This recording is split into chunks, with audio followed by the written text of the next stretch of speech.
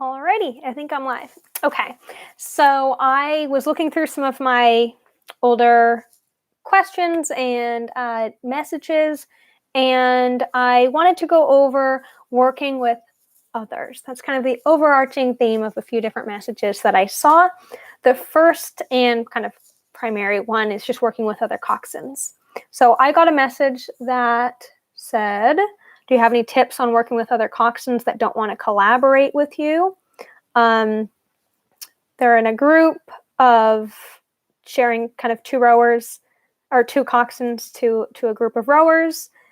This person, the other coxswain, is kind of always pushing her out and overcoxing her, and then not communicating when they're steering. So I think that this is really tricky because when you are on a team sport, there are so many dynamics. And I also think that coxswains, we tend to be pretty cocky and we think that we are the best, even if we're not. It's kind of the nature of the job. We have to think we're the best. So it is tough because whether you are the coxswain on the team who is the best, or you're working and you are kind of in that second or third coxswain position, it's tough to work with the other coxswains. I think that there's a lot of pressure. This is just my biased opinion. This is what I honestly think. There's a lot of pressure to collaborate and work with the other coxswains when it's,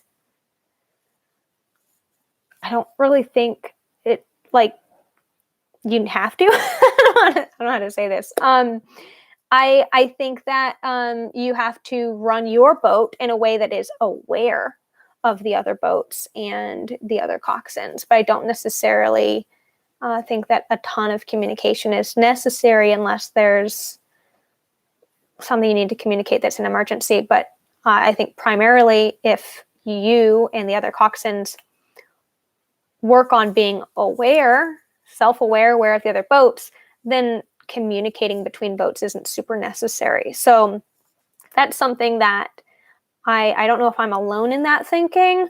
I know a lot of coaches are constantly telling coxswains to talk to each other, communicate to each other. And I think that as a coach, they're trying to get you to do things like get the boats together and keep the boats together.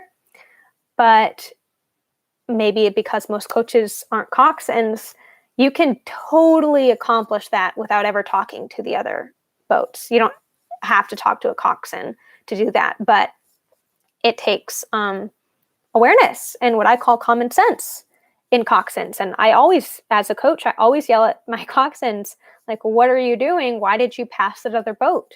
Why did you do this? Be aware. And letting them know that those are decisions.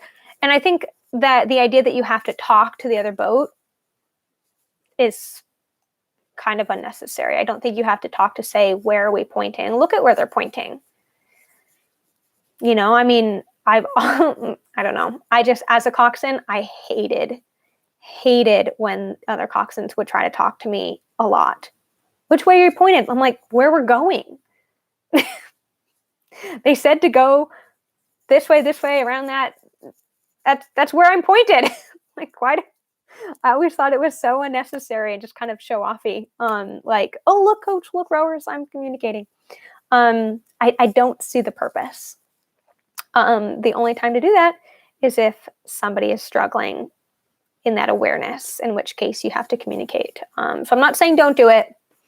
That's not my point. I just think that if you are struggling in communicating with the other boats, or if other coxswains don't want to talk to you, then the focus is going to be, well, what can I do in my boat? And you can get as much accomplished just in your awareness of what you're doing.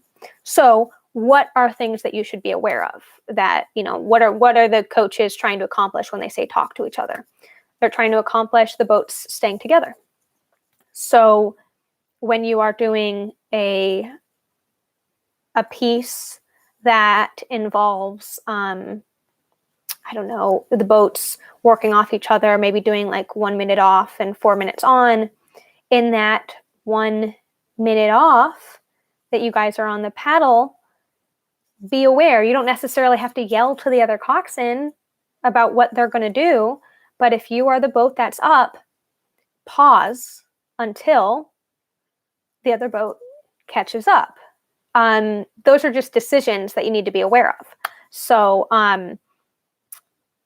things like that. I think that's kind of where it's tricky, because you really can't always take the focus out of the boat and just start yelling at other coxswains like, can you do this?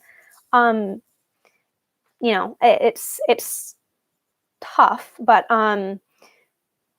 hopefully you can find yourself in the position to be in the better boat that you can be the one to kind of call those shots. Because when you're in the faster boat, it's easier if the other coxswains don't want to work with you, because the faster boat is the one who's going to pause to let the other boat catch up. Or what I always do in a practice, not against another team, but if it's a practice with your own team, the fastest boat always takes the longest course and the slower boat takes the shortest course. I've always done that. And it confuses me, absolutely, when other coxswains don't do that. If you're in the fastest boat, why you're trying to cut me off and, take the shortest course. I don't know. I think you're trying to take the best course for your boat, but in a practice, it serves more benefit for the boats to be next to each other and have competition. So you're not doing yourself you're really not doing your boat any favors, or the rest of the team. You're going to have a lot better outcome if both boats are next to each other, competing and pushing each other. So add more meters. Your boat's fast. Take the longest course. Let's see. What other thing do coxswains usually yell at? Their point. I mean, if you guys have trouble, I guess you could. That's the only thing I think is like slightly relevant to talk to another coxswain about, is where you're pointed. But I think that one of her questions was, when she's constantly trying to steer off of this other coxswain, and I want to say, don't do that. Don't steer off of another coxswain, especially if they're not going to work off of you. Do it like a little bit. You want to stay next to the other boat, but if they're not going to help in that kind of keeping the boats together, take the course that is better for your boat, within reason. Little asterisk for faster boat takes the longest course. But other than that, take the course that makes sense for your boat. Don't sit there and spend the whole piece, especially if you're the slower boat, trying to match, that coxswain's drifting this way, so I better follow him. Like, no, you stay straight, because which one is going to look ridiculous? If you both go like this, then yeah, it's on both of you. But if you have a good course and they're the ones veering off, your coach is going to go, well, look, they had the best course and you didn't. Or, I mean, your coach might be dumb. I don't know. And maybe they'll say, stay together. But it's not solely on you to do that. So I would not spend the majority of your piece. It's distracting. It's distracting to your coxing to constantly be trying to steer off that other boat. And you're adding meters. That's the thing. When you do this, because you're steering off the other boat, you're just adding meters to your boat, and that doesn't serve them. So steer with your boat in mind. As far as like off the water, again, I mean, they're your teammate, so it can be tricky. I think you can kind of ignore it. But I think one way to deal with a coxswain over-coxing you is to just be louder.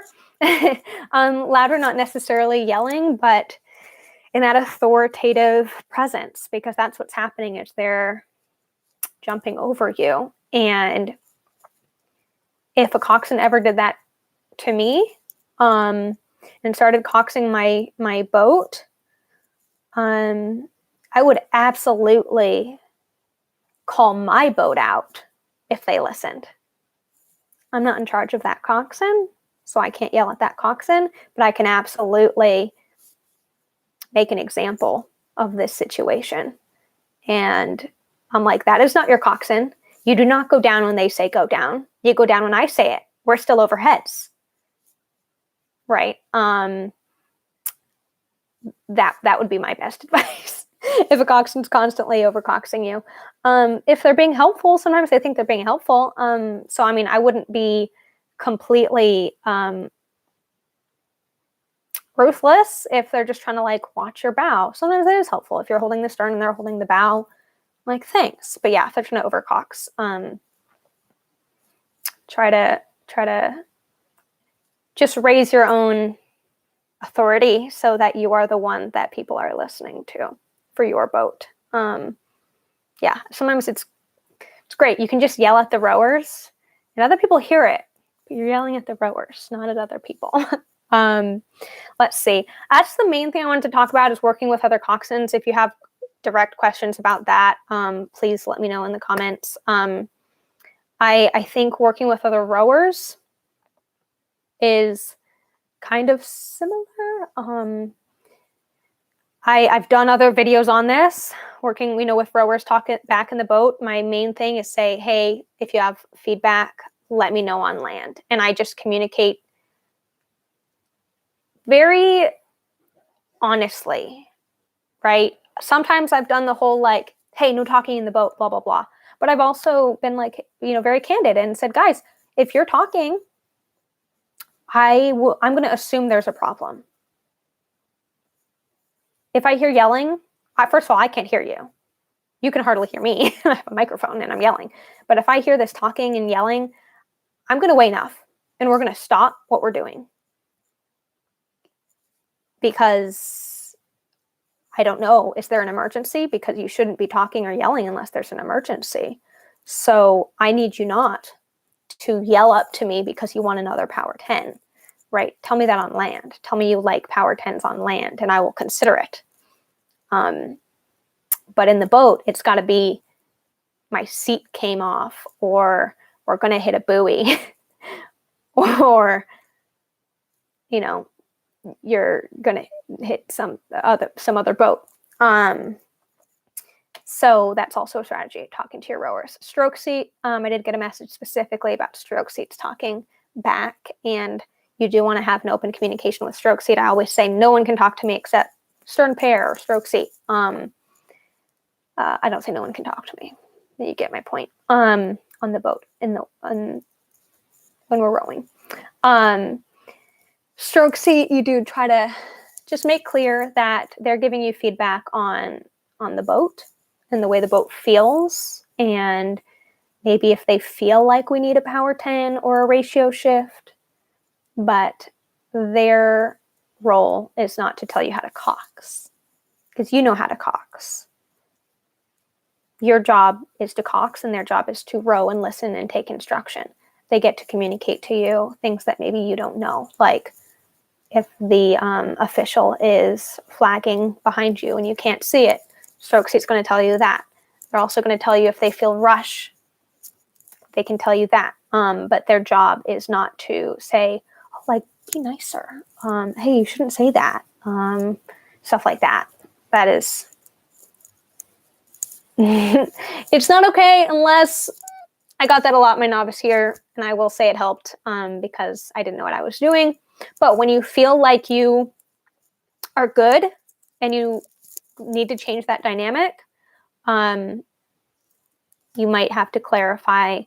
Either you can do that kind of method where I said you're talking at somebody and other people will hear, which is kind of like, you can say directly like, hey, go ahead and if you have any feedback, let me know on land. You can say, nobody's talking in the boat, blah, blah, blah. You might have to pull that person aside, but that can be tricky. I have done that a few times as a master's coxswain. Yeah, I think that's all I've got for today. I don't want to keep this too long. I try to keep these ones shorter. Shorter as I pass 15 minutes. But yeah, let me know if you have questions. I'm trying to do these every Thursday right now. See how long I can keep that up. But thank you for joining. I hope that helps, and I hope you guys get back on the water soon.